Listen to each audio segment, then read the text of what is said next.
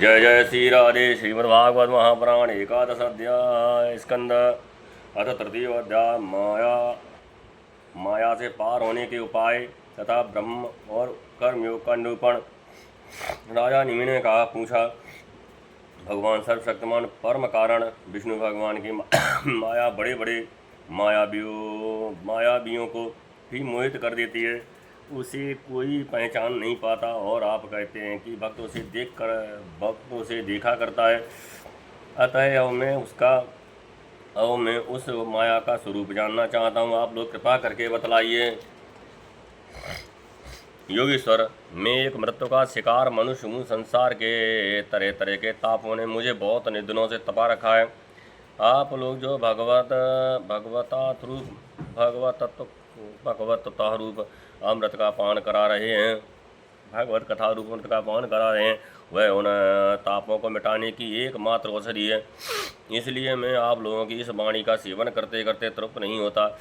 आप कृपया और कहिए। अब तीसरे योगीश्वर अंतरिक्ष जी ने कहा, राजन, भगवान की माया स्वरूप है अनिर्वचनीय है। इसलिए उसके कार्यों के द्वारा ही उसका निरूपण होता है। आज पुरुष परमात्मा जिस शक्ति से संपूर्ण भूतों के कारण बनते हैं और उनके विषय भोग तथा मोक्ष की सिद्धि के लिए अथवा अपने उपासकों की उत्कृष्ट सिद्धि के लिए स्वनिर्मित पंचभूतों के द्वारा नाना प्रकार के देह मनुष्य आदियों की सृष्टि करते हैं, उसी को माया कहते हैं। इस प्रकार पंच महाभूतों के द्वारा बने हुए प्राण शरीर में उन्होंने अंतर्यामी रूप से प्रवेश किया और अपने को ही पहले एक मन के रूप में और इसके बाद 5 ज्ञानेन्द्रिय तथा 5 कर्मेंद्रिय, इन 10 रूपों में व्यक्त कर दिया तथा उन्हीं के द्वारा विषयों का भोग कराने लगे। वह देहाभिमानी जीव अंतर्यामी के द्वारा प्रकाशित इंद्रियों के द्वारा विषयों का भोग करता है और जिस 5 भूतों के द्वारा निरव शरीर को आत्मा अपना स्वरूप मानकर उसी में आसक्त हो जाता है, ये भगवान की माया है। अब वह कर्मेंद्रियों से सकाम कर्म करता है और उनके अनुसार शुभ कर्म का फल सुख और अशुभ कर्म का फल दुख भोग करने लगता है और शरीरधारी होकर इस संसार में भटकने लगता है। ये भगवान की माया है। इस प्रकार ये जीव ऐसे ही अनेक मंगलमय कार्य कर्म कृतियों को उनके फलों को प्राप्त होता है और महाभूतों के प्रलय पर्यंत विवश होकर जन्म के बाद मृत्यु और मृत्यु के बाद जन्म को प्राप्त होता रहता है। यह भगवान की माया है।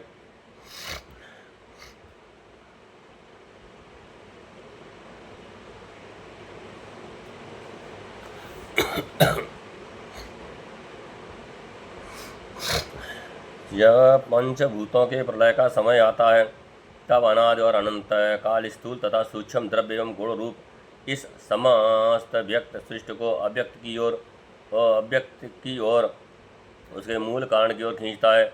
यह भगवान की माया है। उस समय पृथ्वी पर लगातार 100 वर्ष तक भयंकर सूखा पड़ता है, वर्षा बिल्कुल नहीं होती। प्रलय काल की शक्ति से सूर्य की उष्णता और भी बढ़ जाती है तथा वे तीनों लोगों को तपाने लगते हैं। यह भगवान की माया है। उस समय शेषनाग संकर्षण के मुंह से आग की प्रचंड लपटें निकलती हैं और वायु की प्रेरणा से वे लपटें पाताल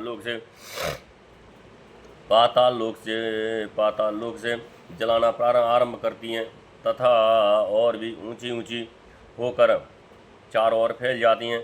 ये भगवान की माया है। इसके बाद प्रलयकालीन सांबर तक मेघगढ़ हाथी की सूंड के समान मोटी मोटी धाराओं से 100 वर्ष तक बरसता रहता है। उससे यह विराट ब्रह्मांड जल में डूब जाता है। ये भगवान की माया है। राजन, उस समय जैसे बिना ईंधन के आग बुझ जाती है, वैसे ही विराट पुरुष ब्रह्मा अपने ब्रह्मांड शरीर को छोड़कर सूक्ष्म रूप अव्यक्त में लीन हो जाते हैं। यह भगवान की माया है। वायु पृथ्वी गंध खींच लेती है जिससे वह जल के रूप में हो जाती है और जब वही वायु जल के रस को खींच लेती है तब वह जल अपना कारण अग्नि बन जाता है। यह भगवान की माया है। जब अंधकार अग्नि का रूप छीन लेता है तब वह अग्नि वायु में लीन हो जाती है और जब अवकाश रूप आकाश वायु की स्पर्श शक्ति छीन लेता है तब वह आकाश में लीन हो जाता है। ये भगवान की माया है। राजन, तदनंतर काल रूप ईश्वर आप आकाश के शब्द गुणों को हरण कर लेता है, जिससे वह तामस अहंकार में लीन हो जाता है और इंद्रियां और बुद्ध राजस अहंकार में लीन हो जाती हैं। मन सात्विक अहंकार से उत्पन्न देवताओं के साथ सात्विक अहंकार में प्रवेश कर जाता है तथा अपने 3 प्रकार के कार्यों के साथ अहंकार महत्त्व में लीन हो जाता है। महत्त्व प्रकृति में और प्रकृति ब्रह्म में लीन होती है, फिर इसके उल्टे क्रम से सृष्टि होती है। ये भगवान की माया है। यदि यह सृष्टि, स्थिति और संहार करने वाली त्रिगुणमयी माया है। इसका हमने आपसे वर्णन किया। अब आप और क्या सुनना चाहते हैं? राजा निमि ने पूछा, महर्षि जी, इस भगवान की माया को पार करना उन लोगों के लिए तो बहुत ही कठिन है जो अपने मन को वश में नहीं कर पाते हैं। आप कृपा करके ये बतलाइए कि जो लोग शरीर आदि में आत्मबुद्ध रखते हैं तथा जिनकी समझ मोटी है, वे भी अनायास ही इसे कैसे पार कर सकते हैं। अब चौथे योगीश्वर प्रबुद्ध जी बोले, राजन, स्त्री पुरुष संबंध आदि बंधनों में बंधे हुए सांसारी मनुष्य की प्राप्ति और दुख की निवृत्ति के लिए बड़े बड़े कर्म करते रहते हैं। जो पुरुष माया के पार जाना चाहता है उसको विचार करना चाहिए कि उनके कर्मों का फल किस प्रकार विपरीत होता जाता है। वे सुख के बदले दुख पाते हैं और दुख के निवृत्ति के स्थान पर दिनों दिन दुख बढ़ता ही जाता है। एक धन को ही लो, इससे दिन पर दिन दुख बढ़ता ही है और इसको पाना भी कठिन है। और यदि किसी प्रकार मिल भी जाए तो आत्मा के लिए तो ये मृत्यु स्वरूप ही है। जो इसकी उलझनों में पड़ा जाता है वह अपने आप को भूल जाता है। इसी प्रकार घर, पुत्र, स्वजन संबंधी, पशुधन आदि भी अनित्य और नाशवान ही हैं। यदि कोई इन्हें जुटा भी ले तो इनसे क्या शांति मिल सकती है। इसी प्रकार जो मनुष्य माया से पार जाना चाहता है उसे ये भी समझ लेना चाहिए कि मरने के बाद प्राप्त होने वाले लोक परलोक भी ऐसे ही नाशवान हैं, क्योंकि इस लोक की वस्तुओं के समान वे भी कुछ सीमित कर्मों के सीमित फलमात्र हैं। वहाँ भी पृथ्वी के छोटे छोटे राजाओं के समान बराबर वालों उनसे होड़ अथवा लाग डांट रहती है। अधिक ऐश्वर्य और सुख वालों के प्रति छिद्रान्वेषण तथा ईर्षा द्वेष का भाव रहता है। कम सुख और ऐश्वर्य वालों के प्रति घृणा रहती है। एवं कर्मों का फल पूरा हो जाने पर वहाँ से पतन तो होता ही है, उसका नाश निश्चित है। नाश का भय वहाँ भी नहीं छूट पाता। इसलिए जो परम कल्याण का जिज्ञासु हो उसे गुरुदेव की शरण लेनी चाहिए। गुरुदेव ऐसे हों जो शब्द ब्रह्म वेदों के पारदर्शी विद्वान हो, जिससे वे ठीक ठीक समझा सकें और साथ ही परब्रह्म में परनिष्ठित तत्वज्ञानी भी हो, ताकि अपने अनुभव के द्वारा प्राप्त हुई रहस्य की बातों को बता सकें। उनका चित्त शांत हो, व्यवहार के प्रपंच में विशेष प्रवृत्ति न हो। जिज्ञासु को चाहिए कि गुरु को ही अपना परम प्रियतम आत्मा और इष्टदेव माने, इनकी निष्कपट भाव से सेवा करें और उनके पास रहकर भगवत धर्म की, भगवान को प्राप्त करने वाले भक्ति भाव के साधनों की क्रियात्मक शिक्षा ग्रहण करें। इन्हीं साधनों से सर्वात्मा एवं भक्त को अपने आत्मा का दान करने वाले भगवान प्रसन्न होते हैं। पहले शरीर, संतान आदि में मन की अनासक्ति सीखें, फिर भगवान के भक्तों से प्रेम कैसा करना चाहिए ये सीखें। इसके पश्चात प्राणियों के प्रति यथा योग दया, मैत्री और विनय की निष्कपट भाव से शिक्षा ग्रहण करें। मिट्टी, जल आदि से बाह्य शरीर की पवित्रता, छल कपट आदि के त्याग से भीतर की पवित्रता, अपने धर्म का अनुष्ठान, सहन शक्ति, मौन, स्वाध्याय, सरलता, ब्रह्मचर्य, अहिंसा तथा शीतोष्ण, सुख दुख आदि द्वंद्वों में हर्ष विषाद से रहित होना सीखें। सर्वत्र अर्थात समस्त देश काल और वस्तुओं में चेतना रूप से आत्मा और नियंता रूप से ईश्वर को अधिक देखना। एकांत में एकांत सेवन, यही मेरा घर है, ऐसा भाव न रखना। गृहस्थ हो तो पवित्र वस्त्र पहनना और त्यागी हो तो फटे पुराने व पवित्र चिथड़े जो कुछ प्रारब्ध के अनुसार मिल जाए उसी में संतोष करना सीखें। भगवान की प्राप्ति का मार्ग बतलाने वाले शास्त्रों में श्रद्धा और दूसरे किसी भी शास्त्र की निंदा न करना। प्राणायाम के द्वारा मन का, मौन के द्वारा वाणी का और वासनाहीनता के अभ्यास से कर्मों का संयम करना। सत्य बोलना, इंद्रियों का अपने अपने गोलकों में स्थिर रहना, रखना और मन को वही बाहर न दे और मन को कहीं बाहर न जाने देना सीखें। राजन, भगवान की लीलाएं अद्भुत हैं, उनके जन्म कर्म और गुण दिव्य हैं। उन्हीं का श्रवण कीर्तन और ध्यान करना तथा शरीर से जितनी भी चेष्टाएं हों सब भगवान के लिए करना सीखें। यज्ञ दान तप अथवा जप, सदाचार का पान और स्त्री पुत्र घर अपना जीवन प्राण तथा जो कुछ अपने को प्रिय लगता है सबका सब भगवान के चरणों में निवेदन करना उन्हें सौंप देना सीखें। जिन संत पुरुषों ने सच्चिदानंद घन स्वरूप भगवान श्री कृष्ण का अपने आत्मा और स्वामी के रूप में साक्षात्कार कर लिया हो, उनसे प्रेम और स्थावर जंगम दोनों प्रकार के प्राणियों की सेवा, विशेष करके मनुष्यों में भी परोपकारी सज्जनों की और उनमें भी भगवत प्रेमी संतों की करना सीखें। भगवान के परम पावन यश के संबंध में ही एक दूसरे से बातचीत करना और इस प्रकार के साधकों का इकट्ठे होकर आपस में प्रेम करना, आपस में संतुष्ट रहना और प्रपंच से निवृत्त होकर आपस में ही आध्यात्मिक शांति का अनुभव करना सीखें। राजन, श्री कृष्ण रास पापों को एक क्षण में भस्म कर देते हैं। सब उन्हीं का स्मरण करें और एक दूसरे को स्मरण करावें। इस प्रकार साधन भक्ति का अनुष्ठान करते करते प्रेम भक्ति का उदय हो जाता है और वे प्रेमोद्रेक से पुलकित शरीर धारण करते हैं। उनके हृदय की बड़ी विलक्षण सी स्थिति होती है। कभी कभी वे इस प्रकार चिंता करने लगते हैं कि अब तक भगवान नहीं मिले, क्या करूं, कहाँ जाऊं, किसे पूछूं, कौन मुझे उनकी प्राप्ति करवाए। इस तरह सोचते सोचते वे रोने लगते हैं। तो कभी भगवान की लीला की स्फूर्त हो जाने से ऐसा देखकर कि परमेश्वरशाली भगवान गोपियों के डर से छिपे हुए हैं, खिलखिलाकर हंसने लगते हैं। कभी कभी उनके प्रेम और दर्शन की अनुभूति से आनंदमग्न हो जाते हैं। तो कभी लोकातीत भाव में स्थित होकर भगवान के साथ बातचीत करने लगते हैं। कभी मानो उन्हें सुना रहे हों इस प्रकार उनके गुणों का गान छेड़ देते हैं और कभी नाच नाच कर उन्हें रिझाने लगते हैं। कभी कभी उन्हें अपने पास न पाकर इधर उधर ढूंढने लगते हैं। तो कभी कभी उनसे एक होकर उनकी सान्निध्य में स्थित होकर परम शांति का अनुभव करते और चुप हो जाते हैं। राजन, जो इस प्रकार भगवत धर्मों की शिक्षा ग्रहण करता है उसे उनके द्वारा प्रेम भक्ति की प्राप्ति हो जाती है और वह भगवान नारायण के परायण होकर उस माया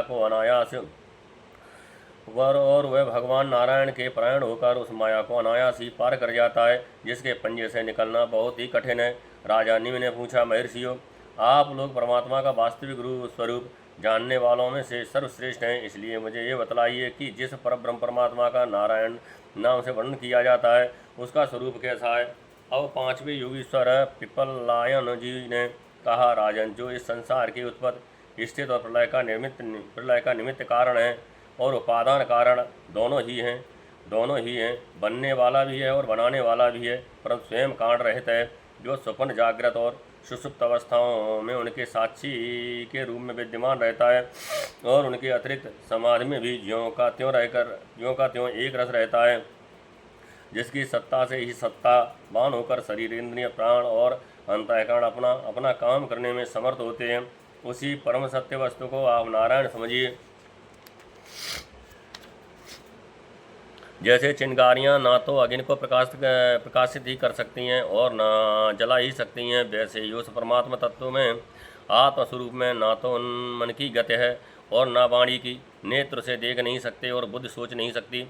प्राण और इंद्रियां तो उसके पास तक नहीं फटक पाती। नेत इत्यादि श्रुतियों के शब्द भी वह ये हैं, इस रूप में उसका वर्णन नहीं करते, बल्कि उसको बोध कराने वाले जितने भी साधन हैं उनका निषेध करके तत्पर रूप से अपना निषेध का मूल लक्षित करा देते हैं। क्योंकि यदि निषेध के आधार की आत्मा की सत्ता न हो तो निषेध कौन कर रहा है, निषेध की वृत्ति किसमें है। इन प्रश्नों का कोई उत्तर ही न रहे। निषेध की ही सिद्ध न हो। जब सृष्टि नहीं थी तब केवल एक वही था। सृष्टि का निरूपण करने के लिए उसी को त्रिगुण सत्व रजतम मयि प्रकृत कहकर वर्णन किया गया है। फिर उसी को ज्ञान प्रधान होने से मैं तत्व क्रिया प्रधान होने से श्रुतात्मा और जीव की उपाधि होने से अहंकार के रूप में वर्णन किया गया है। वास्तव में जितनी भी शक्तियाँ हैं, चाहे वे इंद्रियों के अधिष्ठात्र देवताओं के रूप में हो, चाहे इंद्रियों के उनके विषयों के अथवा विषयों के प्रकाश के रूप में हो, सब का सब वह ब्रह्म ही है, क्योंकि ब्रह्म की शक्ति अनंत है। कहाँ तक कहूँ, जो कुछ दृश्य अदृश्य कार्य करण सत्य और असत्य है, सब कुछ ब्रह्म ब्रह्म है। इनसे परे जो कुछ है वह भी ब्रह्म ही है। वह ब्रह्म स्वरूप आत्मा न तो कभी जन्म लेता और न मरता है। वह ना तो बढ़ता है और न घटता ही है। जितने भी परिवर्तनशील पदार्थ हैं, चाहे वे क्रिया संकल्प और उनके अभाव के रूप में ही क्यों न हो, सबकी भूत भविष्यत और वर्तमान सत्ता का वह साक्षी है। सब में देश काल और वस्तु में अपरिच्छिन्न है, अविनाशी है। वह उपलब्धि कराने वाला अथवा उपलब्धि का विषय नहीं है, केवल उपलब्ध स्वरूप ज्ञान स्वरूप है। जैसे प्राण तो एक ही रहता है, परंतु स्थान भेद से उसके अनेक नाम हो जाते हैं, वैसे ही ज्ञान एक होने पर भी इंद्रियों के सहयोग से उसमें अनेकता की कल्पना हो जाती है। जगत में 4 प्रकार के जीव होते हैं। अंडा फोड़कर पैदा होने वाले पक्षी, सांप आदि, नाल में बंधे पैदा होने वाले पशु मनुष्य, धरती फोड़कर निकलने वाले वृक्ष वनस्पत और पसीने से उत्पन्न होने वाले खटमल आदि। इन सभी जीव शरीर में प्राण शक्ति जीव के पीछे लगी रहती है। शरीर के भिन्न भिन्न होने पर भी प्राण एक ही रहता है। सुषुप्त अवस्था में जब इंद्रियां निश्चेष्ट हो जाती हैं, अहंकार भी सो जाता है, लीन हो जाता है, अर्थात लिंग शरीर नहीं रहता, उस समय यदि कूटस्थ आत्मा भी ना हो तो इस बात की पीछे से स्मृति ही कैसे हो कि मैं सुख से सोया था। पीछे होने वाली ये स्मृति उस समय आत्मा के अस्तित्व को प्रमाणित करती है। जब भगवान कमल नाभ के चरण कमलों को प्राप्त करने की इच्छा से तीव्र भक्ति की जाती है, तब वह भक्ति ही अग्नि की भांति गुण और कर्मों से उत्पन्न हुए चित्त के सारे मलों को जला डालती है। जब चित्त शुद्ध हो जाता है, तब आत्म तत्व का साक्षात्कार हो जाता है। जैसे नेत्रों के निर्विकार हो जाने पर सूर्य के प्रकाश की प्रत्यक्ष अनुभूत होने लगती है।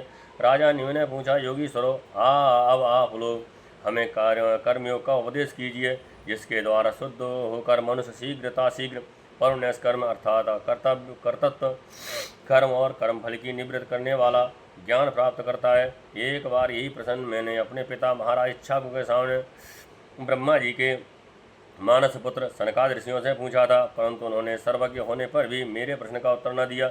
इसका क्या कारण था, कृपा करके मुझे बतलाइए।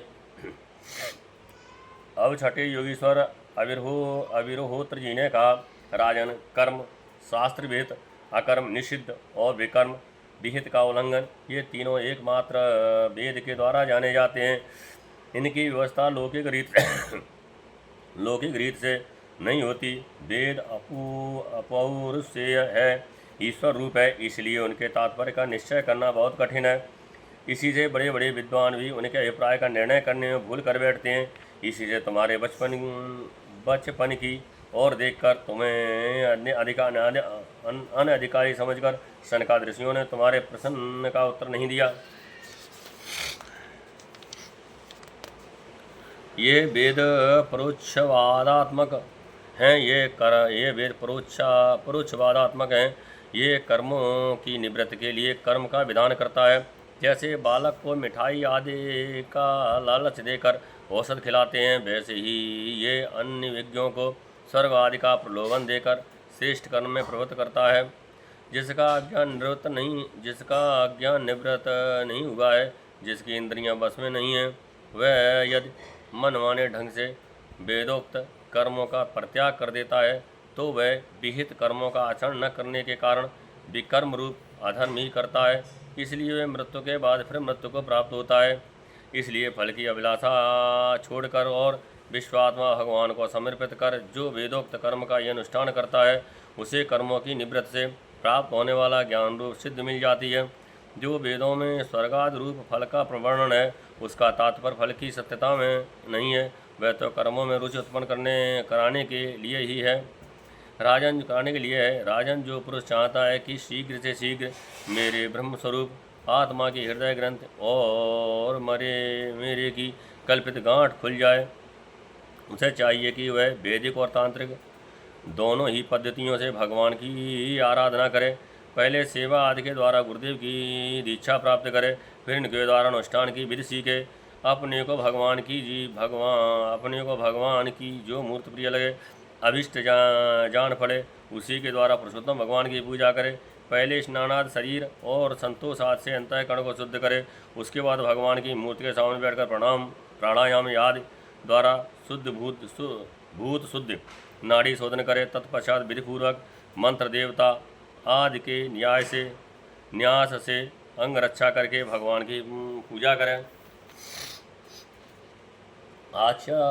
अर्चादो पहले पुष्प आदि पदार्थों का जंतुआद निकालकर पृथ्वी को संवार्जन आदि से अपने को अव्यग्र होकर और भगवान की मूर्ति को पहले ही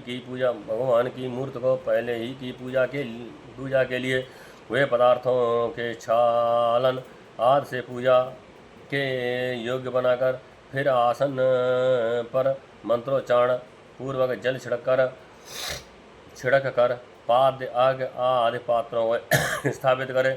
तदनंतर एकाग्रचित होकर हृदय में भगवान का ध्यान करके फिर उसे सामने की श्री मूर्ति में चिंतन करें। तदनंतर हृदय सिर शिखा हृदयाय नमः शीर्षे स्वाहा इत्यादि मंत्रों से न्यास करें और अपने इष्ट देव के मूल मंत्र के द्वारा देश काल आदि के अनुकूल प्राप्त पूजा सामग्री से प्रतिमा आदि में अथवा हृदय में भगवान की पूजा करें। अपने अपने उपास्य देव की विग्रह की हृदयादि अंग आयुधादि उपांग और पार्षदों सहित उसके मूल मंत्र द्वारा पाद्य अर्घ्य आचमन मधुपर्क स्नान वस्त्र आभूषण गंध पुष्प दधि अक्षत के तिलक माला धूप दीप और नैवेद्य आज से विधिवत पूजा करें तथा फिर स्तोत्रों द्वारा स्तुति करके परिवार भगवान श्री हरि को नमस्कार करें। अपने आप को भगवान में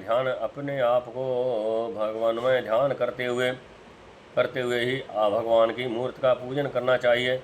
निर्माल्य को अपने सिर पर रखें और आदर के साथ भगवत विग्रह को यथास्थान स्थापित कर पूजा समाप्त करनी चाहिए। इस प्रकार जो पुरुष अग्नि सूर्य जल अतिथि और अपने हृदय में आत्मरूप श्री हरि की पूजा करता है वह शीघ्र ही मुक्त हो जाता है।